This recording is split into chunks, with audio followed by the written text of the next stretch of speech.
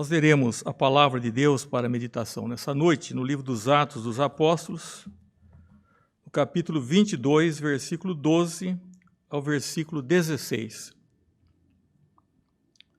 Livro dos Atos dos Apóstolos, capítulo 22, versículo 12 a 16. Um homem chamado Ananias, piedoso conforme a lei, e tendo bom testemunho de todos os judeus que ali moravam, veio procurar-me, pondo-se junto a mim, disse: Saulo, irmão, recebe novamente a vista. Nessa mesma hora recobrei a vista e olhei para ele. Então ele disse: O Deus de nossos pais, de antemão, te escolheu para conheceres a sua vontade, veres o justo e ouvires uma voz da sua própria boca, porque terás de ser testemunha diante de todos os homens das coisas que tem visto e ouvido. E agora, por que te demoras? Levanta-te e recebe o batismo e lava os teus pecados, invocando o nome dele. E agora, por que te demoras? Levanta-te, recebe o batismo e lava os teus pecados, invocando o nome dele. Teremos ainda uma breve oração, pedindo a bênção de Deus para a exposição da sua palavra. Convido nosso irmão Natan para que faça a oração.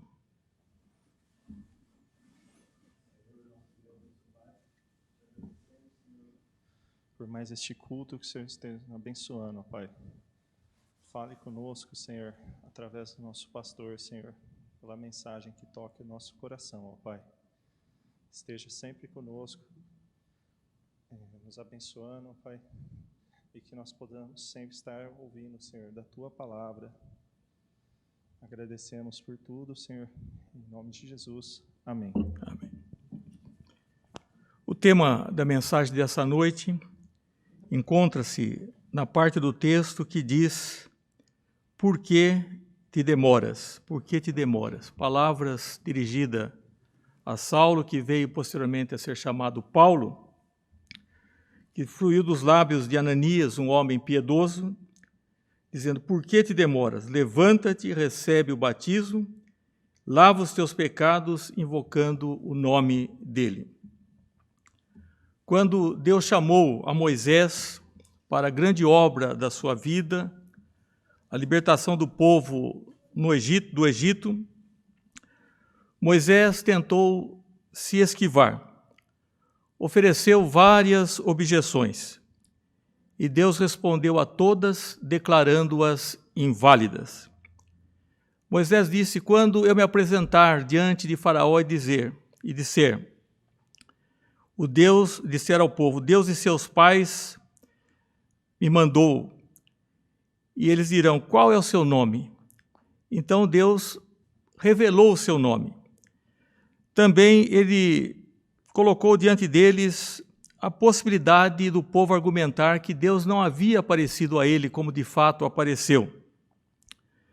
Então Deus se propôs a fazer milagres, inclusive transformando o bordão que Moisés carregava numa serpente, e também a sua mão, que se tornou leprosa e depois foi restabelecida. Dessa forma, Deus estava mostrando que Ele é soberano, que Ele é poderoso e que Ele haveria de agir miraculosamente diante do povo. Não bastasse as objeções apresentadas, Moisés ainda disse: Eu não sou eloquente, eu sou pesado de boca, pesado de língua. E Deus disse: Quem fez a boca do homem? Não sou o Senhor? E assim, todas as objeções de Moisés foram suplantadas, até o ponto que ele disse: Senhor, envia a quem tens enviado, mas não a mim, envia a outro. E nesse ponto Deus irou com Moisés e falou que mandaria juntamente com ele seu irmão Arão, levita, que era, na verdade, uma pessoa eloquente. Assim como Moisés apresentou as mais diferentes objeções para atender à vontade de Deus, nós sabemos também que algumas pessoas colocam objeções, apresentam-nas para oferecendo desculpas para não atender o chamado através da obediência ao Evangelho de Cristo. Se você ainda não obedeceu ao Evangelho, pode ser que você também tenha algumas razões, alguns motivos que julga válido. Mas assim como Deus respondeu às objeções de Moisés, também ele responde às objeções suscitadas. E, nesse caso, nós vemos que Ananias, um servo de Deus piedoso, quando dirigiu-se a Saulo, que já havia tido um encontro com Cristo na estrada de Damasco, ele disse: por que te demoras? Levanta-te e recebe o batismo e lava os teus pecados invocando o nome dele. Então o ser humano ele sempre apresenta desculpas para não atender o chamado de Deus e para não obedecer o Evangelho. E no caso, Ananias disse que Saulo deveria urgentemente, sem demora, levantar-se e passar pelo batismo. O batismo é uma marca para todas as pessoas que pertencem a Deus. E o batismo é algo necessário, é uma ordenança, é um símbolo exterior de uma graça interior e tem a ver com purificação, é o símbolo da purificação.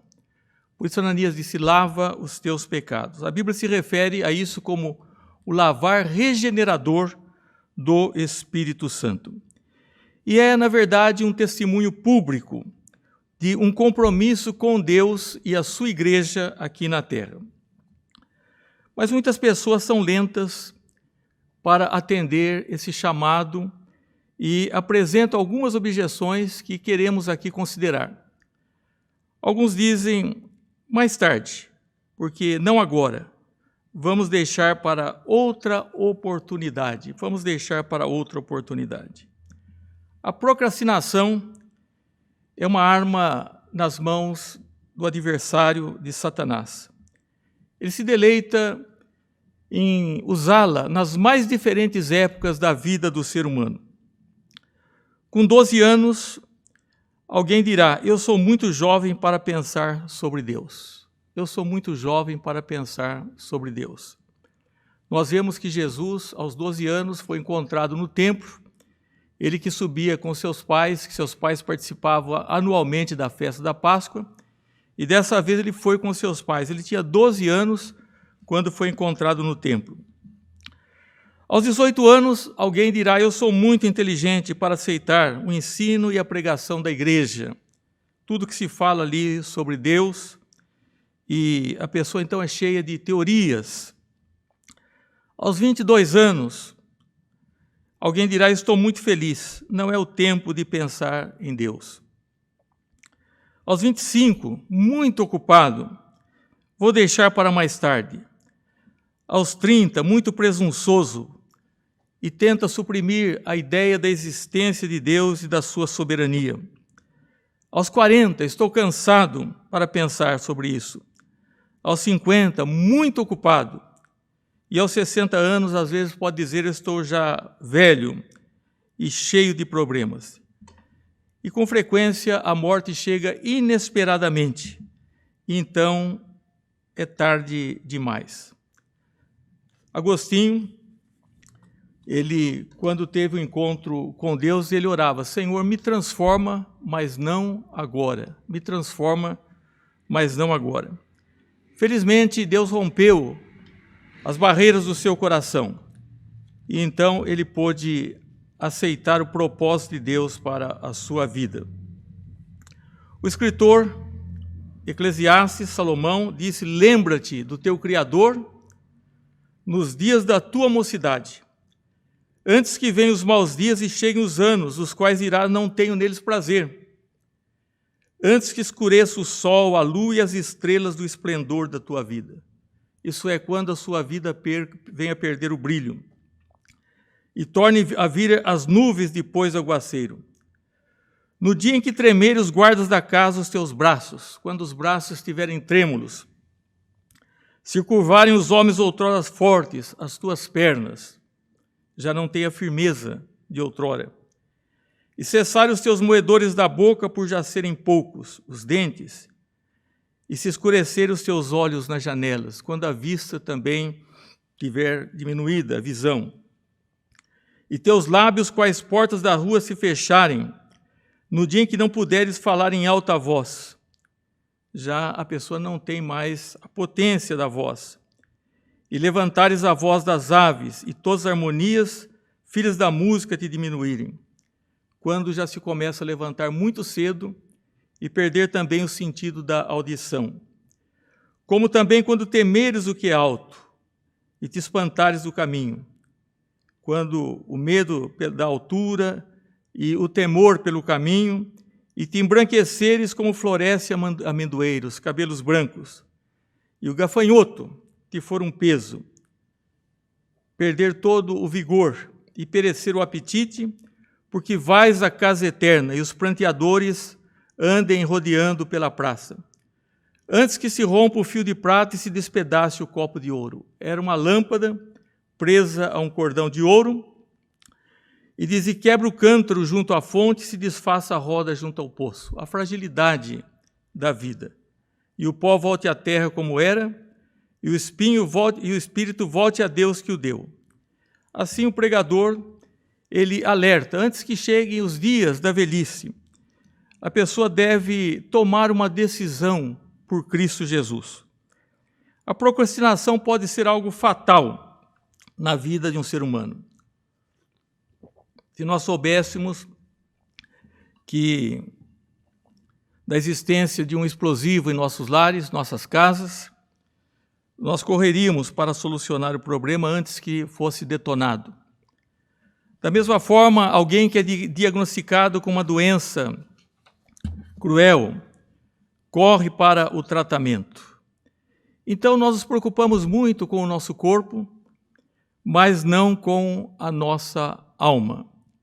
Há muitos jovens que pensam que esse vírus, né, tem atingido, o coronavírus, tem atingido mais as pessoas idosas. Mas, na verdade, sempre há um perigo por um motivo ou outro. E hoje é um tempo oportuno. Não se deve procrastinar nesse sentido e apresentar objeções para se tomar uma decisão séria de se tornar um cristão autêntico. Não se deve demorar. A Bíblia diz, não temais os que matam o corpo e não pode matar a alma. Temei antes aquele que pode fazer perecer no inferno tanto a alma como o corpo. Então, naturalmente, todos estão preocupados com seus corpos para não serem contaminados, mas poucas preocupações realmente com o perigo de se perder. E, por isso, então, estão apresentando objeções, não obstante, dizendo, ainda não é o tempo. Mas nós vemos Saulo ouvindo da boca de Ananias, por que você demora? Isso é imediato, você levanta e passa pelo batismo, lava os teus pecados e confessa o nome dele, confessa o nome de Jesus.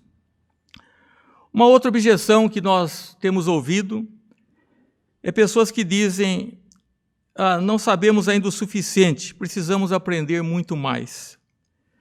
Bem, isso é alguma coisa recomendável. Nós vivemos num tempo de analfabetismo bíblico.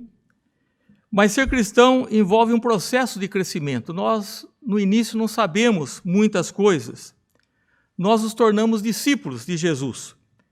Jesus disse, ide, portanto, fazei discípulos de todas as nações, batizando-os em nome do Pai, do Filho e do Espírito Santo, ensinando-as a guardar todas as coisas que vos tenho ordenado. E eis que estou convosco todos os dias até a consumação dos séculos. Foram as últimas palavras de Jesus, antes lá no monte, na grande comissão, E ele está dizendo aqui essa inclusão, disse toda autoridade repousa nele, está nele. Diz também, pregai a todas as nações, ensinando-as a guardar todas as coisas, e eu estarei convosco todos os dias. Entretanto, todas as coisas que precisamos saber é um processo. Nós consideramos alguns exemplos de conversão narrados no livro de Atos dos Apóstolos. Vamos citar apenas 2. Um deles, a conversão do eunuco etíope, que era tesoureiro da rainha de Candace, que estava viajando quando ele foi abordado por Filipe. O Espírito Santo levou Filipe até ele estava lendo as Escrituras, uma passagem adequada, e compreendendo a respeito de Jesus. Ele fez uma pergunta sobre se poderia ou não ser batizado. E Filipe disse, é lícito, é possível se você crer de todo o coração. Naturalmente, esse eunuco não havia tido muita instrução, mas ele já possuía agora o necessário. Então, é lícito se você crer de todo o coração. Não tinha um amplo conhecimento. Nós temos visto pessoas que têm ouvido sermões quase que a vida toda, lições, e não obedecem o mandamento do batismo, não são inseridas externamente no corpo de Cristo.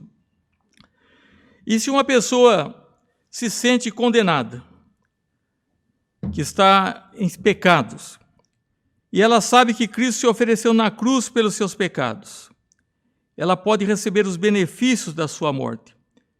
Filipe disse, é lícito se você crê de todo o coração.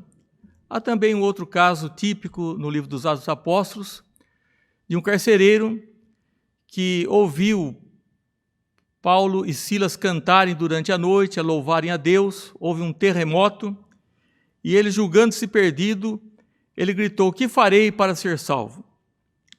E Paulo respondeu, crê no Senhor Jesus e serás salvo tu e a tua casa.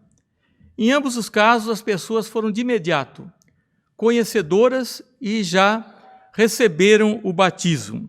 E nós vemos que muitas pessoas demoram. O próprio apóstolo Paulo disse, Saulo, por que você está demorando? Levanta-te e recebe o batismo. É que as pessoas estão muito preocupadas com seus corpos, com a possibilidade da morte por um motivo ou outro, mas não estão preocupadas com a salvação das suas almas. E a Bíblia diz que adianta o homem ganhar o mundo inteiro e perder a sua alma. No dia de Pentecostes, o apóstolo Pedro fez uma grande pregação ungido pelo Espírito Santo. E ele disse, arrependei-vos e cada um de vós seja batizado em nome de Jesus Cristo para a remissão dos pecados e recebereis o dom do Espírito Santo. Novamente, Pedro está dizendo da necessidade do batismo.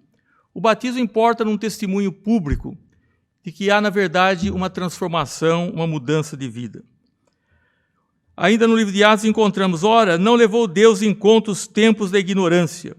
Agora, porém, notifica a todos, em toda parte, que se arrependam, porquanto estabeleceu um dia em que há de julgar o mundo com justiça, por meio de um varão que destinou e acreditou diante de todos, ressuscitando-os dentre os mortos. E também o apóstolo Paulo disse, com tua boca confessares Jesus como Senhor, e em teu coração creres que Deus o ressuscitou dentre os mortos, serás salvo. Porque com o coração se crê para a justiça, e com a boca se confessa a respeito da salvação.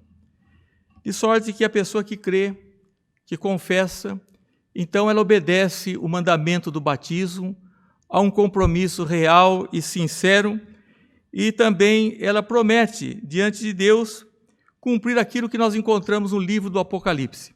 Ser fiel até a morte e dar-te-ei a coroa da vida. Havia muita perseguição naqueles dias e as pessoas, muitos pagavam com as suas próprias vidas, os mártires. Então está escrito, você seja fiel até o ponto de morrer. E nós podemos aplicar até a morte e dar-te a coroa da vida. Então, essas objeções. Eu ainda sou novo, eu ainda não compreendo muito, falta muito. Nós temos que saber que não sabemos o suficiente. E há pessoas também que dizem, eu ainda não sou bom, eu espero melhorar muito, então eu vou ser um cristão, eu vou me identificar com a igreja através do batismo. Essa é uma compreensão equivocada da vida cristã. Acreditar que imediatamente a pessoa já é um membro adulto, um cristão adulto. Então eles olham para aqueles cristãos mais antigos e eles dizem, falta muito, eu nunca vou chegar a esse ponto. E concluem que precisam crescer muito ainda para se tornarem cristãos. Eles esquecem que ser cristão envolve um processo, um crescimento. Nós começamos como bebês em Cristo. Nós encontramos o apóstolo Paulo dizendo, eu, porém, irmãos, não vos pude falar como a espirituais, e sim como carnais. Como a crianças em Cristo, leite vos dei a beber. Não vos dei alimento sólido, porque ainda não podíeis suportá-lo. Na verdade, alguns ainda permanecem bebês. Mas o ideal é que, na medida que o tempo vai se passando, nós tenhamos um crescimento na nossa vida cristã. Que nós não sejamos alimentados apenas com leite, mas com alimento sólido. E por isso o apóstolo São Pedro, cujo crescimento é notório nas páginas dos evangelhos e do livro de Atos, ele disse, antes, crescei na graça e no conhecimento de nosso Senhor e Salvador Jesus Cristo. A Ele seja a glória, tanto agora como no dia eterno. De fato, não se pode viver a vida cristã sem Cristo, pelos nossos esforços. Se você esperar que possa viver a vida cristã para se tornar um cristão, esperará então para sempre. É somente de Cristo que nós recebemos as forças para lutarmos contra a carne, quando vivemos pelo Espírito.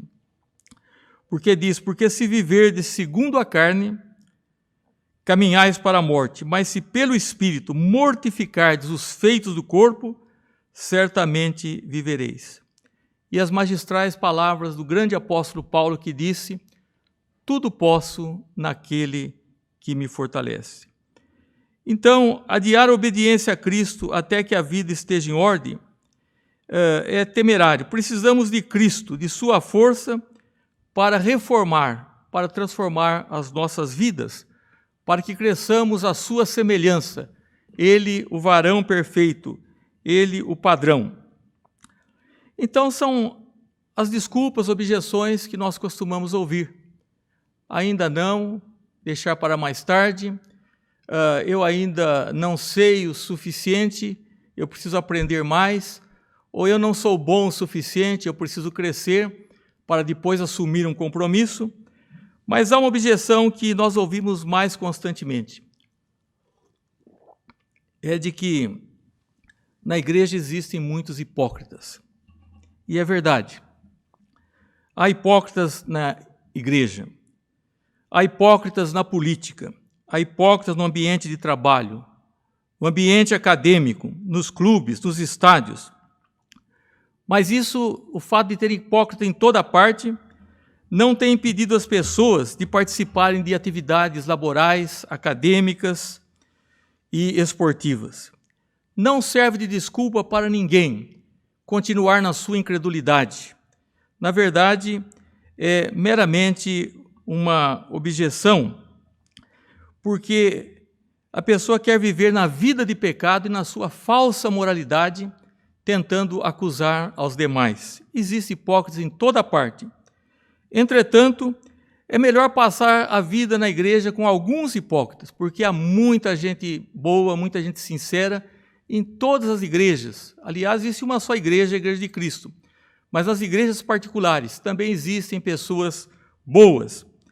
E é preferível passar a vida com alguns hipócritas do que passar a eternidade no lugar totalmente repleto de hipócritas, e uma massa de hipócritas no inferno. E nós temos que observar que Jesus não recusou ir à sinagoga, onde havia líderes religiosos hipócritas. que Pedro, Tiago, João, os demais apóstolos, não deixaram Jesus porque entre eles havia o Judas, que era um hipócrita. Era um verdadeiro artista, falso. Somente 2 pessoas sabiam quem era Judas. Era Jesus, a quem ele nunca enganou, e era ele mesmo que conhecia o seu coração. E, entretanto, as pessoas não abandonaram a Cristo quando souberam da existência desse hipócrita no meio deles. Não deixe a hipocrisia atrapalhar a sua comunhão e obediência a Deus. É muito trágico. E, por fim, uma outra objeção que nós temos ouvido é que a pessoa quer esperar pelo cônjuge, quer esperar, às vezes, também pelos parentes de um modo geral. Então, nós encontramos esse tipo de objeção.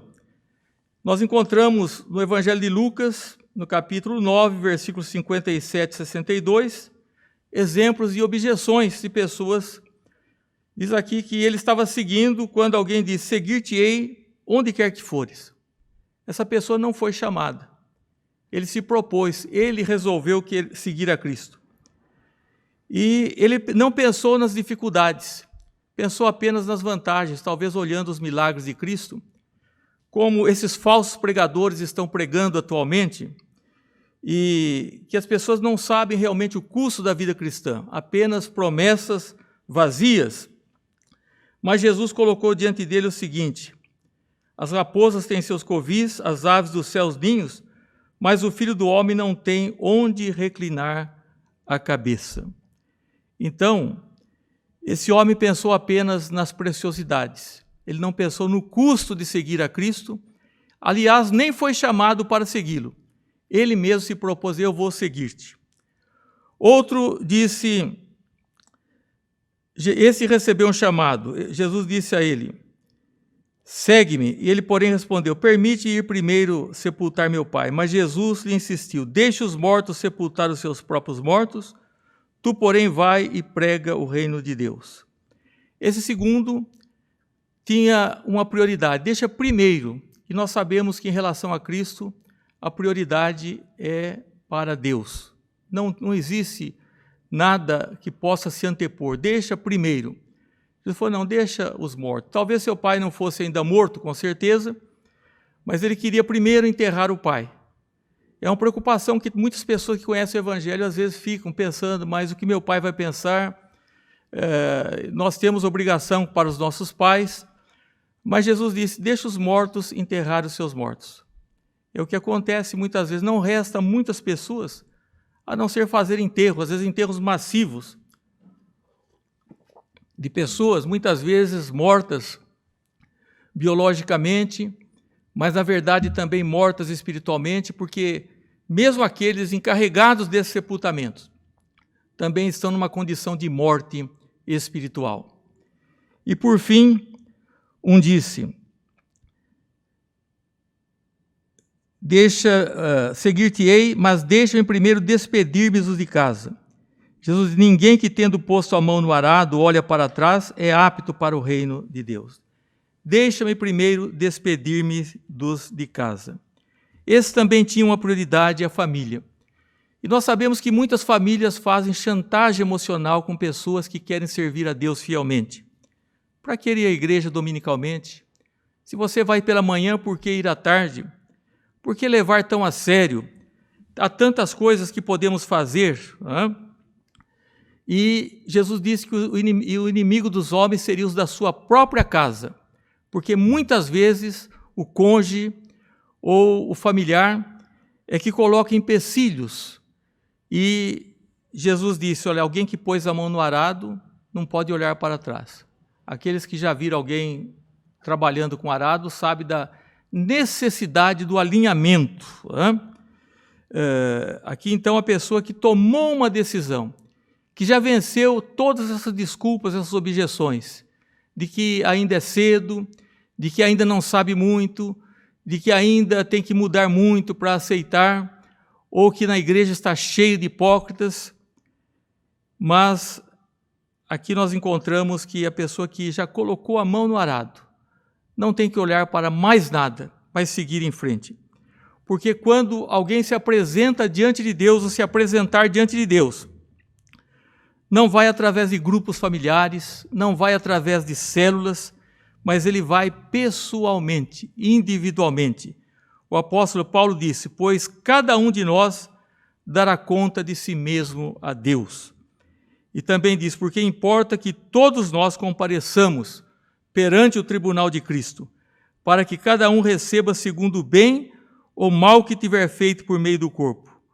Por mais que você ame a sua família, não deixem que eles venham causar a tua perdição, porque a prioridade não existe. Deixa primeiro enterrar meu pai, deixa primeiro despedir-vos da minha casa, ou eu vou te seguir de qualquer maneira, mas enganado, muitas vezes por falsas religiões, porque prometem a cura, a prosperidade, quando na realidade a Bíblia, Deus cura, nós oramos pelo enfermo, mas a ênfase da Bíblia não é na cura do corpo, mas na ressurreição do corpo. Temos ouvido de pessoas tementes a Deus, que foram colhidas, vitimadas por causa desse vírus aí reinante, não é?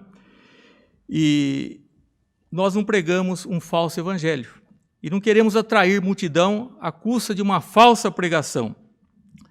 Então, nós cremos em Deus, cremos que Ele cura, que Ele pode nos livrar, mas a nossa fé é uma fé incondicional e não devemos apresentar nenhuma desculpa para uma decisão séria e para recebermos o sacramento do batismo. Nós precisamos ter em mente o que Jesus ensinou. Ele deixou claro que devemos preocupar mais com Ele do que com os nossos entes queridos ou qualquer outras coisas. Então, naturalmente, se fomos ensinados pelas nossas famílias a termos bons sentimentos e agir de acordo com nossa consciência, com o que recebemos, então devemos abraçar firme as nossas convicções. E, concluindo, pode haver outras razões, objeções que alguém possa apresentar e nós não listamos aqui nessa noite. Mas eu creio que o que vimos basta para ilustrar que realmente não há nada justificável para adiar a obediência do Evangelho. Principalmente porque as nossas vidas são frágeis. Como diz o escritor, lembra-te do teu Criador nos dias da tua mocidade. Realmente não há nenhuma justificativa. Então, se você sabe o que precisa fazer, por que adiar mais? Por que não dizer com Ananias, aquele homem piedoso, que se dirigiu ao Saulo de Tarso, falando o que ele precisava fazer, dizendo: por que te demoras? E agora, por que demoras? Levanta-te, recebe o batismo e lava os teus pecados, invocando o nome dele, invocando o nome de Jesus. É alguma coisa que não devemos deixar para mais tarde, para quando alguém estiver no hospital, chamando um religioso para dar uma bênção, para fazer uma oração, ou as pessoas estiverem completamente amedrontadas, mas é algo que devemos fazer sem demora, enquanto o tempo é um tempo melhor. Nos dias da tua mocidade, ou nesse momento que ainda é o dia do Senhor, diz: buscai o Senhor enquanto se pode achar, invocai-o enquanto está perto. Se diz enquanto se pode achar, porque chegará o tempo em que ele não se deixará achar. Então, hoje é o dia aceitável. Não apresente mais desculpas, que você é muito novo, que ainda é muito cedo, cada idade tem as suas desculpas, as suas ocupações, que você não sabe o suficiente. Aquelas pessoas que compreenderam que Jesus é o Cristo, que Ele é o Salvador, que Ele ressuscitou, e entenderam a base, é o suficiente, como foi para o etíope, como foi para o carcereiro. O crescimento em graça, em conhecimento, é algo que se segue durante toda a vida, Não diga: eu não sou bom o suficiente. Nós vamos como estamos e Deus se transforma as nossas vidas. A vida do justo é como a luz da aurora que vai brilhando mais e mais até ser um dia perfeito. É um processo. Nós começamos como bebês e vamos crescendo na vida espiritual. Não é preciso ser crescido para aceitar, mas ter realmente a semente da regeneração para crescermos espiritualmente. Não devemos ficar impressionados com aqueles que dizem que na igreja há hipócrita. Onde não existe hipócritas? Entretanto, essas pessoas estão na sua maldade, nos seus pecados. Sempre houve e sempre haverá hipócritas, mas sempre haverá também aqueles que são sinceros diante do Senhor. E é preferível viver com alguns poucos hipócritas e gente fiel a Deus do que viver no inferno para sempre com a massa de hipócritas. E também não devemos pensar que precisa de alguém para ir conosco. A responsabilidade ela é individual. Deus chama as pessoas individualmente e insere no corpo de Cristo, que é a igreja. Eu sei que é muito bom quando alguém pode dizer: eu e a minha casa serviremos ao Senhor. Esse é um privilégio que não é para muitos, mas conhecemos pessoas que o cônjuge ainda não tomou uma decisão, filhos que não são crentes, e conheci filhos crentes cujos pais não são tementes a Deus, mas não se deve esperar por ninguém. Essa é uma decisão pessoal e é uma decisão que deve ser seguida do batismo, de um compromisso com Deus e com a igreja. Por que te demoras? Levanta-te, recebe o batismo, lava os teus pecados, invocando o nome de Jesus. Que Deus nos abençoe.